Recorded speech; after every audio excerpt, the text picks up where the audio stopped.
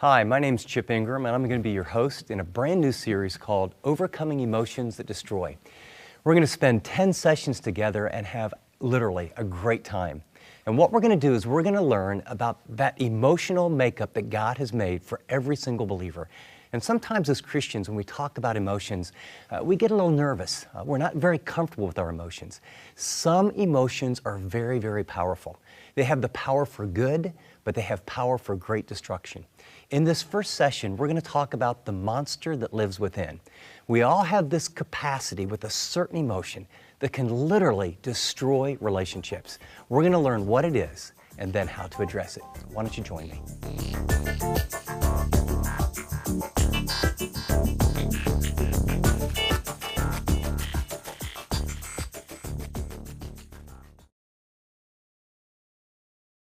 Part one, we want to talk about understanding the monster within. Listen carefully.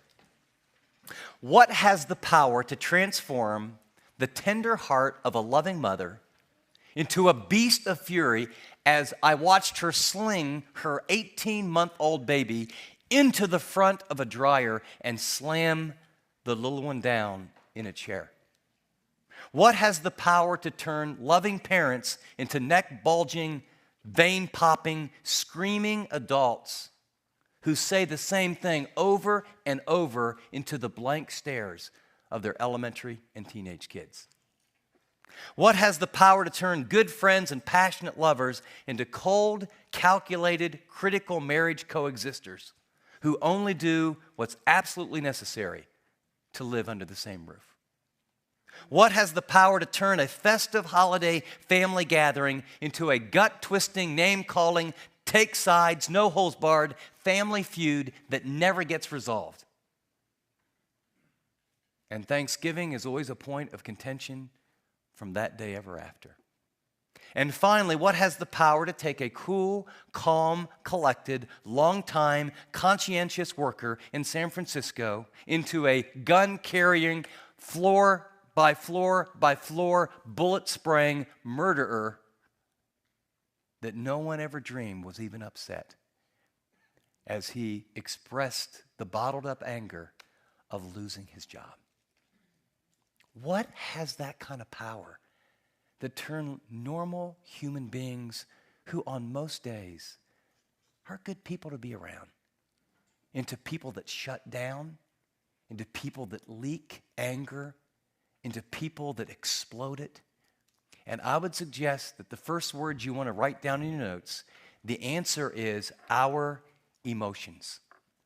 Our emotions. Designed as a gift from God, there are times, places, and circumstances that bring out emotions that destroy.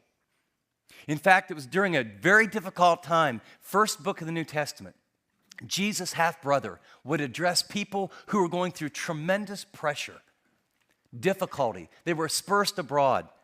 They believed in the Messiah. As a result, many of them lost their homes. They were cut out of the family business. They were persecuted. And so James would say, after considering it all joy, in chapter 1, verse 19, "My dear brothers, take note of this. Everyone should be quick to listen, slow to speak, and slow to become angry." And then he gives us the purpose clause. Why? "For the anger of man does not bring about the righteous life that God desires."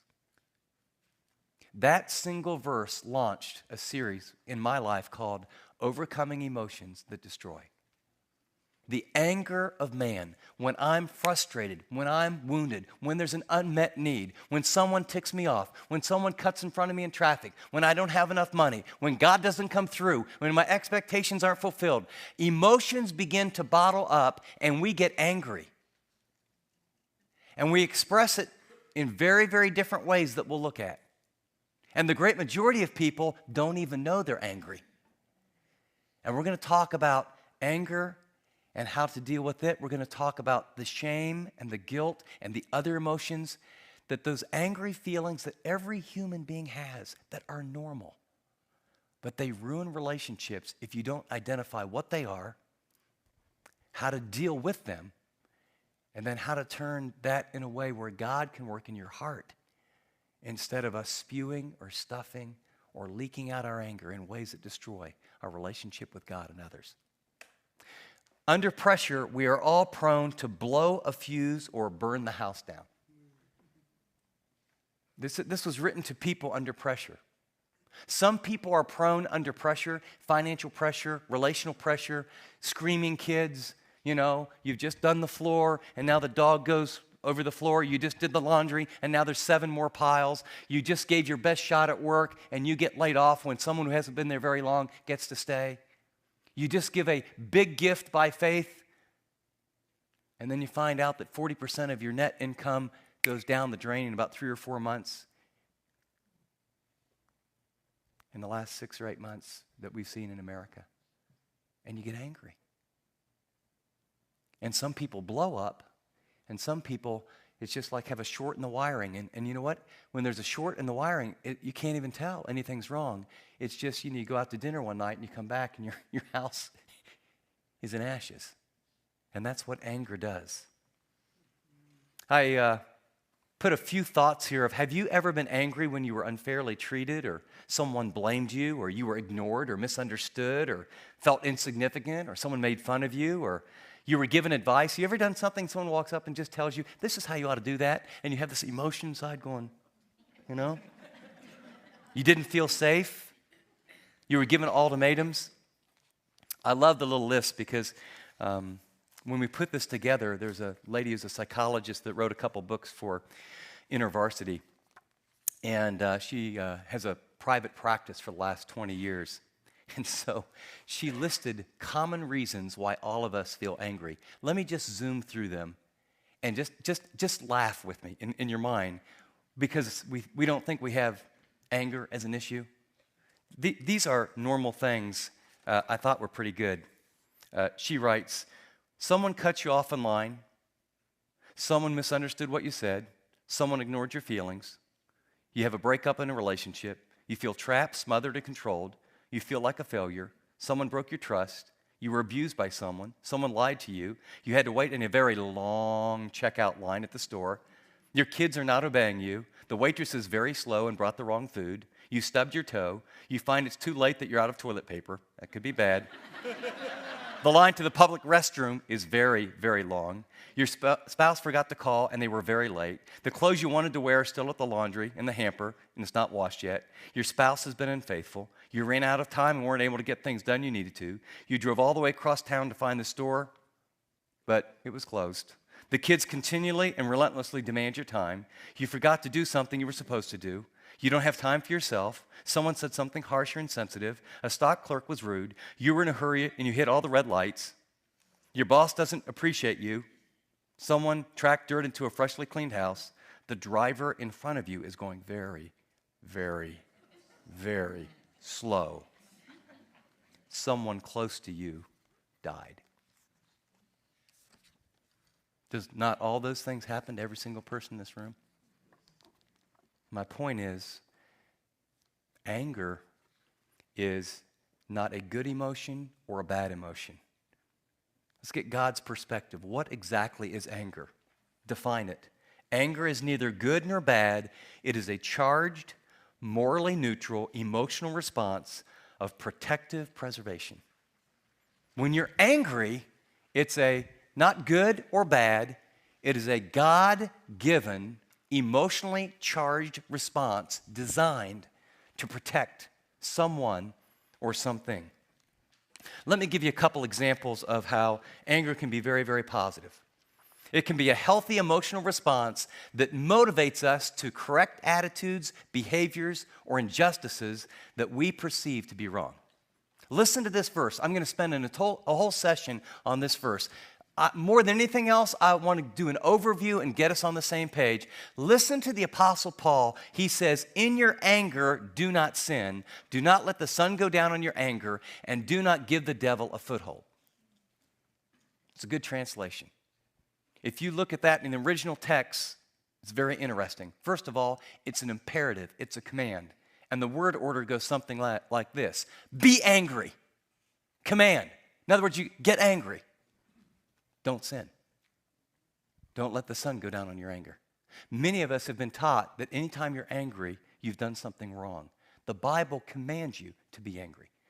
I'll make the case that many of us are not nearly angry enough at all at the things that we ought to be angry about. When we get angry, amazing positive things happen.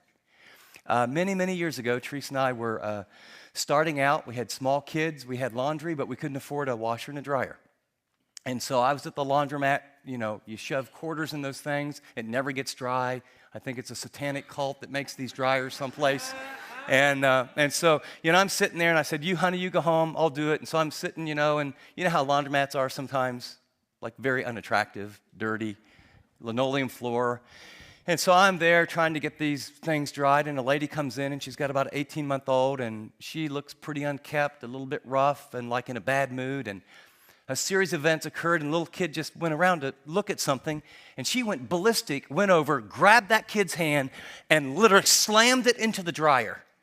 And that kid, and then took him, and then started screaming. And I got up. I was a pastor of this small church in Texas at the time, and I came this close to hitting a lady in the mouth and not feeling guilty at all.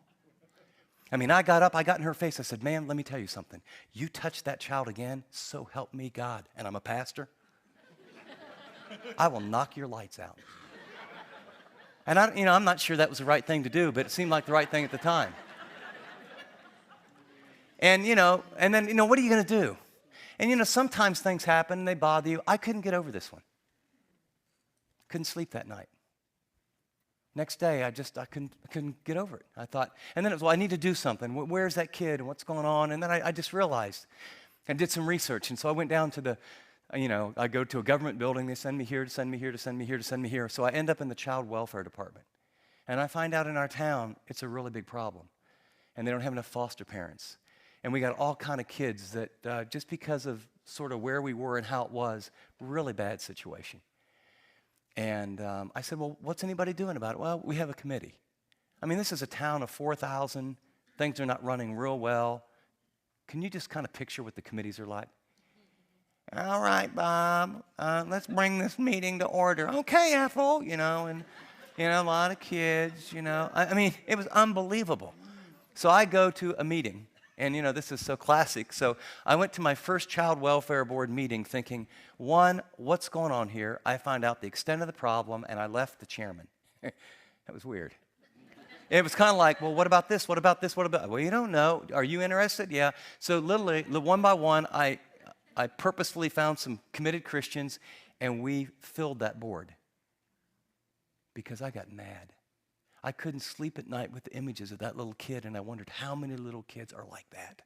And I got so angry I couldn't sleep, and the stomach acid in my gut, and I thought, I got to do something, I don't know what. And what I can tell you is because I got angry, we ended up partnering with all the churches in that little community, and we took turns every Sunday talking about what size clothes we need, what families, how many kids, and each church took a turn. And then we began to take care of these kids. And then we raised some money, put some things together, and we built a home from the Child Welfare Board. And we put it right next to that government building. And we created a safe place for those kids. Because one guy saw a little kid slammed into a dryer and got mad. Anger's not a bad thing. Jesus got angry at the money changers, and he did something. Moses got angry when he saw the people sin, and he did something. David got angry, and he said, what in the world's going on? Who is that big, uncircumcised giant talking about my God that way? And he got angry, and he did something. I want to suggest to you, anger can be a very positive emotion. What makes you angry? When's the last time you got so ticked off about injustice or something wrong that you said, you know what, I'm going to do something about it? See, but if you unconsciously believe that when you're angry, that must be like sin, you will undermine the very emotion God gave you for him to move you to do something significant. We were in Chicago at a pastor's conference, and Moody Bible does it's called Primetime America, and during the lunch hour across the nation, they have a call-in, and we were talking about overcoming emotions that destroy and talking about the book, and a guy called in, he goes, well, I don't know what to do with my emotions, and basically he tells the story, and he says, well, my wife's having an affair, and I found out about it, and I'm angry, and his assumption was, that's a bad thing. And he said, I confronted her, and she won't break off the relationship, and I just don't know what to do. What do I do with these emotions? I'm really upset, and I know that can't be pleasing God. I said, dude, you ought to be really angry. I mean, really mad, and you ought to set some clear boundaries, and you ought to confront the situation, and since you both go to church and you both claim to be Christians, you need to get your church involved and set some boundaries, and your anger ought to have these kind of set of principles and rules to help her learn to repent. Doesn't mean you don't love her, but he was playing a game where she kept doing whatever, and I guess I'm the bad guy because I'm angry because my wife is unfaithful to me. Give me a break. That's not only bad theology, that's not helping her. However, anger is not only a positive emotion, but it can be, if unchecked, it can have amazing negative consequences and pitfalls. It can be an unhealthy and destructive emotional response to protect us from real or perceived hurt, frustration, or personal attack. You go through and you listen to the smartest man who's ever lived, the wisest man who's ever lived, and he talks about the issue of anger. Proverbs 19:19. A hot-tempered man must pay the penalty. If you rescue him, you will have to do it again. When people learn to deal with their anger in unhealthy ways, it becomes a pattern. It becomes ingrained. Notice what he says in Proverbs 22:24. Do not make friends with a hot-tempered man. Do not associate with one easily angered. Not only does it become a pattern in their life, but you catch it. It's contagious. My dad had a very big anger problem. I will tell you what, kids learn how to deal with their anger by watching their moms, their dads, their coaches, and significant others. Third, notice Proverbs 29:22. An angry man stirs up dissension, and a hot-tempered one commits many sins. Anger splits apart great relationships, great marriages, great friendships, great churches, great ministries, and great workplaces. Angry people stir up dissension. And then notice the last line. A hot-tempered one commits many sin.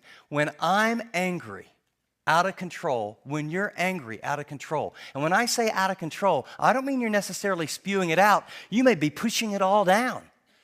Some of the angriest people in the world you can't see. It's like an iceberg. 90% of it is under the water.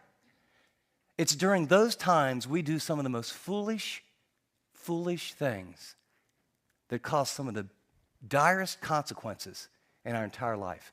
I put a list of questions to consider, okay? Just kind of lean back and listen on this one. Have you ever done something you wished you hadn't when you're angry? Anybody?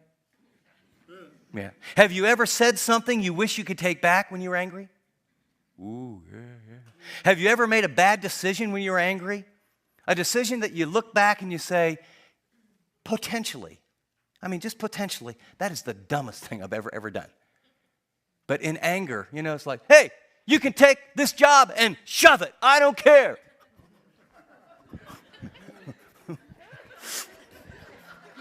Then you go home, tell your wife or your husband, what happened? I quit my job today. Now, I'm not getting treated like that anymore. Great. So how are we going to pay the bills? I don't know. So you got another job? No, I don't have another job. What were you thinking? Well, I just got tired of the way he's treating me. Okay. See, we do really silly, really unwise, say painful, hurtful things. Have you ever ruined a friendship, a marriage, a family relationship, or a ministry relationship because of anger? Have you ever seen a person hurt because of someone's anger, physically, emotionally, or psychologically? My point I'm trying to make is, without exception, we all struggle with angry feelings at times, and those angry feelings have done more than their share of damage in our relationships with other people. And if you're like me, you nodded, or I liked in this room, you actually verbalized that you have done some really stupid, foolish, painful things when you're angry. Here's what I want to tell you. Tonight, we just want to get on the same page, and there's hope. Let me give you a little overview of where we're going to go and what we're going to do, and there is hope to deal. We're going to help you understand your anger from God's perspective. We're going to help you discover how you tend to express your anger. We're going to help you know when it's healthy, when it's unhealthy. We're going to help you discover what is God's purpose for anger, the positive, and how to deal with the negative. You're going to learn some very specific techniques to learn to share your anger in a healthy way that gets the issue on the table without attacking the person. For some of you, you're going to realize you've been angry a long, long time, and the depression that you've experienced for maybe months or years is really an anger issue. For some of you, like I just talked to a guy recently, he's exploded, then remorse, exploded and remorse. He could never figure out what was going on and why. And so what had happened is he's got all these relationships where people keep their distance, because what anger does, it works. When you explode and spew on people, you're not a safe person to be around. And you can come back in tears and tell them how sorry you are, and they keep giving you another chance and another chance. And I've met elders in churches. I've met people that everyone looks up to with such esteem, and they're godly here, godly here, godly here, godly here, godly here, and they've got this little window of unresolved anger, and it's a besetting sin, and they don't understand why, and they don't understand how to change. I will tell you, we're going to walk through a journey together where the truth will set you free if you're willing to be really open and really hear God's voice. Well, thank you very much for inviting me to your small group. It's good to be with you. And as you can tell, we're going to talk about some things that are a little bit sensitive.